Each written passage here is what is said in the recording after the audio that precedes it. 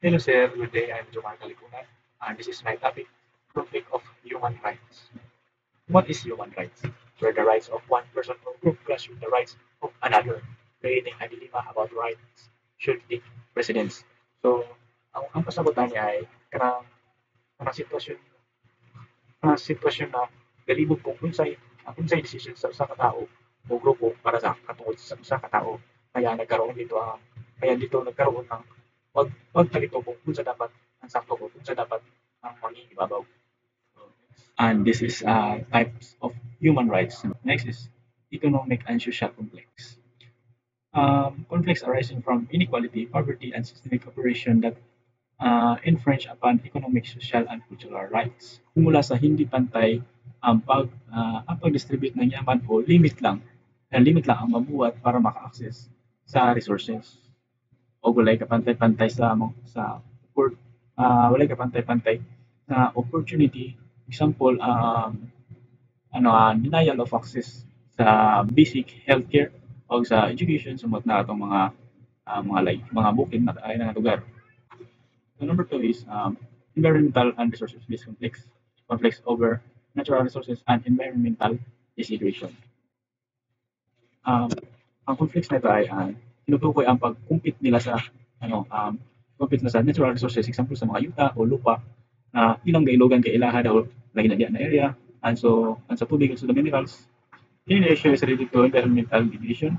Another example dito is mining, sinisira nito ang mga bukid at deforestation dahil sa sinisira ang bukid o lupa, napuputol yung mga kahoy. Discrimination-based conflicts where groups face systemic or structural discrimination based or identity status. Ito naman ay nangyayari when the group ay nakaranas ng structural o discrimination based sa ilang identity tulad na anong lahi nila, anong lahi sila galing, relihiyon, pinag-awayan kung ano dapat ang relihiyon ang papasukan ng tao, no? Also the gender and social status like discrimination against LGBT.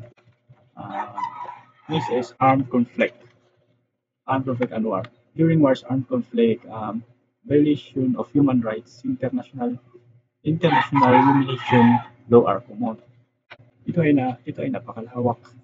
napakalawak na violence para sa human rights dahil sa panakit pagpanakit nito sa mga civilian o pagtutorture and displacement. Ginagamit ang mga bata para gawing soldiers. This is grave violation of human rights na grabe kayo. Pero totoo ito na merong mga batang soldiers sa Africa na kapag combat sila, nangyayari ito na human rights violation. Nag-i-exist ito. The last one is political conflicts. When groups or individual clash over power, governance, or ideological differences, often leading to violation of civil and political rights. This conflicts arise of struggle dahil sa kapangyarihan means yung pagiging official ka sa gobyerno o nakaupo ka sa pwesto. Ito ay pinaglabanan ng mga tumatakbo para sa posisyon. Ngunit ito ay madalas naka-violence of civil and political rights like freedom of speech or hindi patas na election.